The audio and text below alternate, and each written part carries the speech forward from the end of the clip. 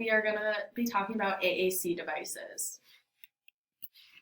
So AAC devices stand for Alternative and Augmentative Communication Device, and these are just assistive technology, tools, or strategies that can help aid in communication. So who can use AAC devices? Anyone can use them, but those who would specifically benefit from them are those with communication difficulties, those with hearing loss, individuals who have an acquired disability like a TBI, or individuals who have a neurological difference, such as those with autism. So imagine that you aren't able to communicate what you wanted or needed. How would that make you feel? For example, what if you really needed help turning over on your bed because you were starting to get sore, but you couldn't communicate that? You would just continue to lay there being uncomfortable and in pain. This is why AAC devices are really important for individuals who have difficulty with speech or language. It helps them express their needs, their wants, their feelings.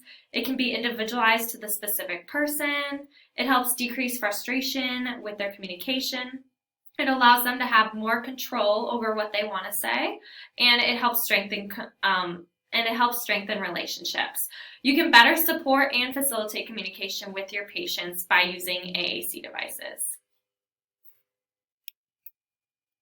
There are two different forms of AAC devices. There are aided and unaided. For aided, these are low and high-tech tools. This requires some sort of outside source. Examples of this would be a communication board, pictures, a visual schedule, iPad, or even writing on paper or whiteboard. Examples of an unaided are body language, facial expressions, gestures, sign language, and vocalization. For unaided, this means that you do not need anything other than yourself. And then there are two types of aided devices, low-tech and high-tech. Low-tech requires something external to the person using it, so any sort of non-electronic or very simple electronic device. And some examples of this are a whiteboard and marker, pictures, and paper communication boards.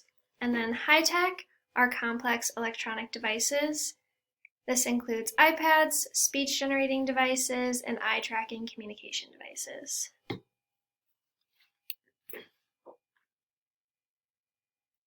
So these are different apps that you can download. Today we're going to demonstrate the app called Let Me Talk. This can be downloaded on an iPad,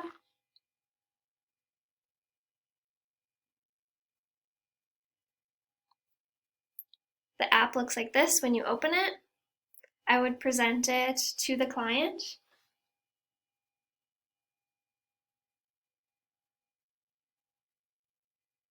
I want to eat banana. I want to eat banana. Using this app, Mackenzie was able to tell me that she wanted to eat a banana.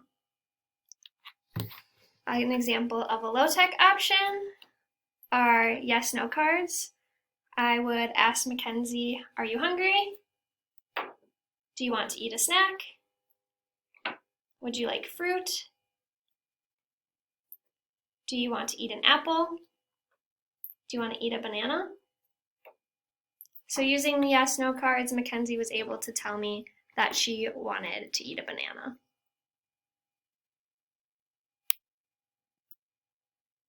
So these are some examples of how you as a CNA in a nursing home could use AAC devices. So you might have an individual who's not able to hear what you're saying, so you could carry around a notebook or a whiteboard and write out what you are saying. You might have an individual that's not able to communicate what they want for breakfast, so you could use the yes or no board, or you could write out the options and have them point to it. You also might see someone who is uncomfortable and they might not be able to communicate how they're feeling, so you could create a visual pain rating scale or an emotion board like the one here or the one on the presentation. Overall, AAC devices are very important. They're an additional support for people to express their wants, needs, or feelings, and you as a CNA are giving your patients their voice back by using these.